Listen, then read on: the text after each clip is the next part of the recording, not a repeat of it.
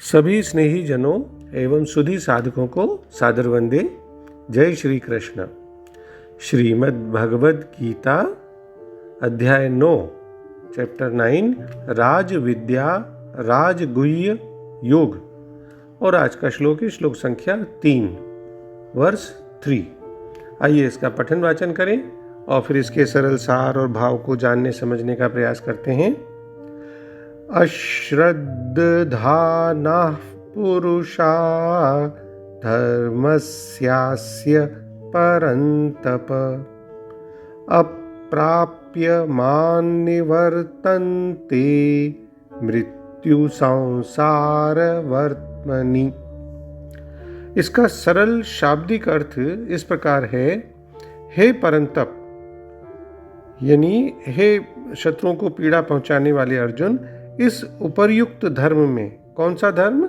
जो भगवान ने ज्ञान के रूप में जो बातें अभी कहीं पिछले श्लोकों में, तो इस उपर्युक्त धर्म में श्रद्धा रहित पुरुष मुझको नहीं प्राप्त होकर मृत्यु रूपी संसार चक्र में भ्रमण करते रहते हैं, यानी घूमते रहते हैं।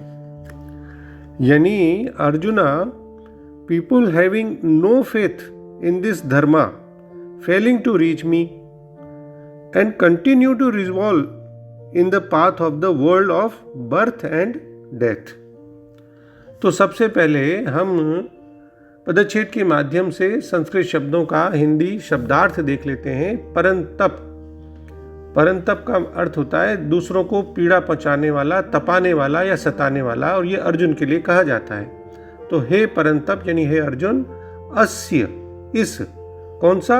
जो अभी भगवान ने पिछले श्लोकों में ज्ञान की बातें कही, वो इस धर्मस्य, धर्म में, अश्रद्धानाः, श्रद्धा से रहित, पुरुषाः यानी पुरुष, मनुष्य, माम मुझको, अप्राप्य नहीं प्राप्त होकर, मृत्यु संसार वर्त्मनि मृत्यु रूपी संसार चक्र में, निवर्तन्ते भ्रमण करते रहते हैं, यानी उसमें घूमते रहते हैं। तो सबसे पहले हम आदि शंकराचार्य जी के शब्दों में इस बहुत अच्छे श्लोक का सुंदर भाव समझने का प्रयास करते हैं कि इस आत्मज्ञान रूपी धर्म की श्रद्धा से जो रहित हैं, अर्थात इसके स्वरूप में, इसके फल में आस्तिक भाव नहीं रखते हैं, यानी नास्तिक हैं, वे असुरों के सिद्धांत का अनुवर्तन करने वाले, पालन करने वाले, उस तरफ ध्यान रखने वाले,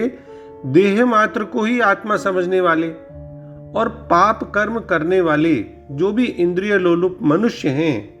तो हे परंतप अर्जुन, मुझ परमेश्वर को वे प्राप्त नहीं होकर, यानी मेरी प्राप्ति की तो बात ही छोड़िए, उसके लिए तो उनके लिए आशंका भी नहीं हो सकती, मेरी प्राप्ति के मार्ग की साधन रूपी भेद भक्ति को भी प्राप्त नहीं होकर निश्चय ही घूमते रहते हैं। कहाँ घूमते रहते हैं?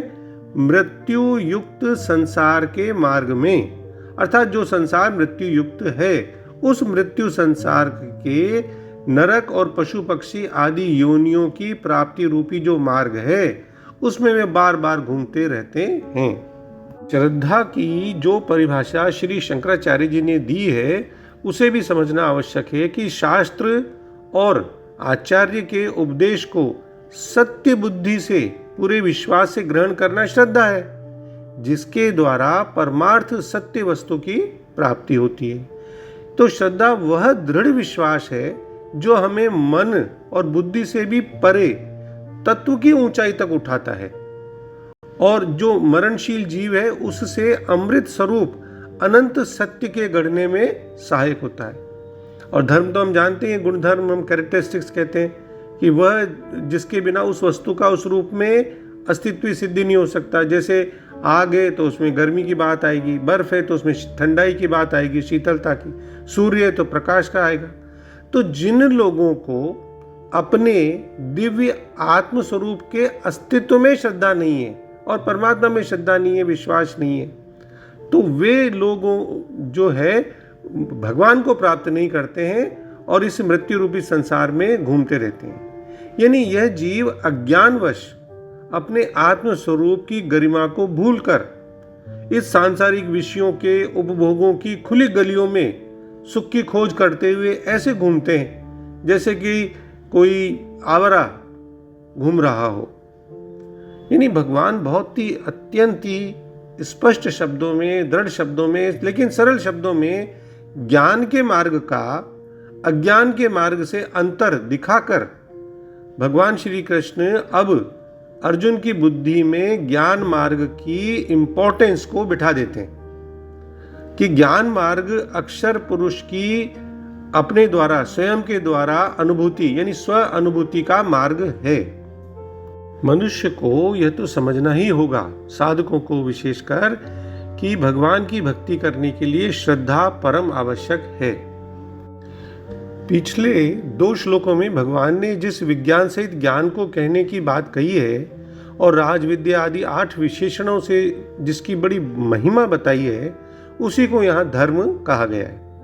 तो इस धर्म की महिमा पर श्रद्धा विश्वास नहीं रखने वाले, यानी इसको छोड़ करके उल्टे इस मटीरियलिस्टिक वर्ल्ड, संसारिक चीजों में ही, पदार्थों में ही रुचि रखने वाले, उन्हीं में रचे पचे रहने वाले मनुष्यों को यहाँ अश्रद्धानाहा ये कहा गया है। मृत्यु संसार वर्तमनि, इसका मतलब ये है कि संसार के रास्ते में तो मरना ही मरना है, विनाश ही है, यहाँ तो सब कुछ मृत्यु ही है सब जगह। इसी बात को भगवान ने 12वें अध्याय के 7वें श्लोक में कहा था, मृत्यु संसार सागरात, यानी ये संसार तो मौत का समुद्र ही है जिसमें कहीं से स्थिरता से टिक ही नहीं सकते।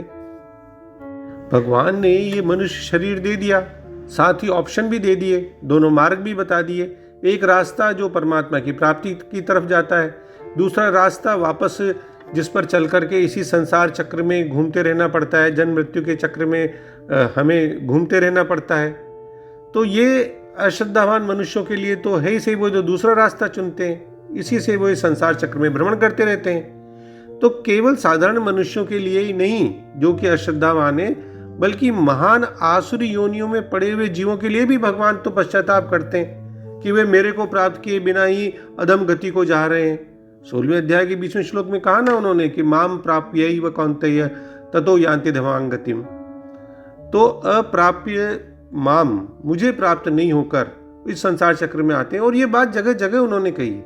गीता में तो जगह जगह आया कि दुराचारी से दुराचारी भी भक्त बन सकता है, धर्मात्मा बन सकता है, भगवान को प्राप्त कर सकता है, जैसे 9वें अध्याय के हम अभी 30वें 31वें श्लोक में देखेंगे। और पापी से पापी भी ज्ञान के द्वारा संपूर्ण पापों से तर सकता है, इतनी ज्ञान की महिमा है। 4थे अध्याय का 36वां श्लोक देखें। तो इसलिए भगवान के बताए हुए ज्ञान के मार्ग पे, धर्म के मार्ग पे अगर नहीं चलते हैं तो लौटकर इस संसार में तो आना ही पड़ेगा। गीता में तो जगह जगह कहा गया है ना, त्यक्त्वा देहम पुनर्जन्म नेति मामेति सोर्जुन। 4थे अध्याय का 9वां श्लोक देखें। गच्छन्त्य पुनरावृत्तिम, 5वें अध्याय का 17वां श्लोक। यम प्राप्य न निवर्तन्ते, 8वें अध्याय का 21वां श्लोक। यस्मिन् गता न निवर्तन्ति भूय, 15वें अध्याय का 4था श्लोक। यद गत्वा न निवर्तन्ते तद धाम परमम, वही 15वें अध्याय का 6ठा श्लोक। आदि आदि श्रुति भी कहती है न च पुनरावर्तते न च पुनरावर्तते, छांदोग्य उपनिषद 4.15.1 में। तो सार रूप से कहें तो जिनकी बुद्धि तामसी है, अशुद्ध है, उनकी श्रद्धा नहीं होती, उनको सब कुछ उल्टा उल्टा ही दिखता है। 18वें अध्याय का 32वां श्लोक देखें। ऐसे अश्रद्धालु मनुष्य अमरता के मार्ग को छोड़कर मृत्यु के मार्ग में चलते रहते हैं, जिसमें केवल मृत्यु ही मृत्यु है। वे उस मार्ग को पकड़ लेते हैं जिस मार्ग से कभी भगवान की प्राप्ति नहीं हो सकती। तो मनुष्य के रूप में इतनी बड़ी योग्यता, पात्रता, स्वतंत्रता, मौका, अवसर, ये सब ऑप्शन, ये सब पाकर भी इंसान मौत के रास्ते की तरफ ही चलता है, तो भगवान तो दुख के साथ कहेंगे ही सही, अप्राप्य माम निवर्तन्ते मृत्यु संसार वर्तमनि, यानी कल्याण प्राप्ति का बड़ा सुंदर मौका है और वो उसको छोड़ रहा है, दूसरे रास्ते पर जा रहा है। इसलिए दूसरे सरल शब्दों में श्लोक का भावार्थ इस प्रकार है कि हे शत्रु विजेता, वे लोग जो इस धर्म में श्रद्धा नहीं रखते वे मुझे प्राप्त नहीं कर सकते। वे जन्म मृत्यु के मार्ग पर चलते हुए बार बार इस संसार में लौटकर आते हैं। यानी पिछले 2 श्लोकों में भगवान श्री कृष्ण ने ज्ञान का, उसकी एलिजिबिलिटी का यानी पात्रता के 8 गुणों का वर्णन किया। अब यहाँ इसका उल्लेख धर्म या भगवान के प्रति प्रेममयी भक्ति के मार्ग के रूप में कर रहे हैं। देखिए, ज्ञान कितना भी अद्भुत क्यों ना हो, कितना भी अच्छा, ऊंचा, बढ़िया क्यों ना हो, मार्ग कितना भी अच्छा क्यों ना हो, बहुत ही अच्छे परिणाम देने वाला क्यों ना हो, अगर कोई उस रास्ते पर चलने से ही मना कर देता है, उसका अनुसरण ही नहीं करता, तो सब कुछ बेकार है। ये तो उसके लिए अनुपयोगी ही हो गया। प्रत्यक्ष अनुभूति होती है, लेकिन टाइम लगता है। उसके लिए अगाध श्रद्धा, अभ्यास सभी अपेक्षित होता है। भक्ति रसामृत सिंधु 1.4.15 में बहुत स्पष्ट है, आदौ श्रद्धा तथा साधु संगोथ, यानी भगवान की अनुभूति करने का पहला सोपान श्रद्धा है। तब मनुष्य सत्संग में भाग लेता है और फिर यह एकांत साधना के अभ्यास की ओर ले जाता है। लेकिन चूंकि भगवान की तत्काल प्रत्यक्ष अनुभूति नहीं होती, इसलिए वो विश्वास ही नहीं करते कि नहीं, हमें क्या मालूम, भगवान हमें दिखते तो है नहीं है, हमें अनुभव तो होता नहीं है। दूध में आपको तत्काल रूप से मक्खन तैरता हुआ तो नहीं दिखता। एक प्रक्रिया को फॉलो करना पड़ेगा। दूध को जमाना होगा, दही बनाना होगा, दही को बिलोना पड़ेगा या मथना पड़ेगा, फिर उसमें से मक्खन आएगा जो हमें ऊपर से दिखाई देगा। तो इसी तरह से भगवान की प्राप्ति के लिए भी साधना करनी पड़ेगी, अभ्यास करना पड़ेगा, एक प्रक्रिया अपनानी पड़ेगी, उसमें समय लगता है। एक छोटे से छोटे सांसारिक कार्य के लिए भी तो हर कदम पर श्रद्धा आवश्यक है, विश्वास आवश्यक है।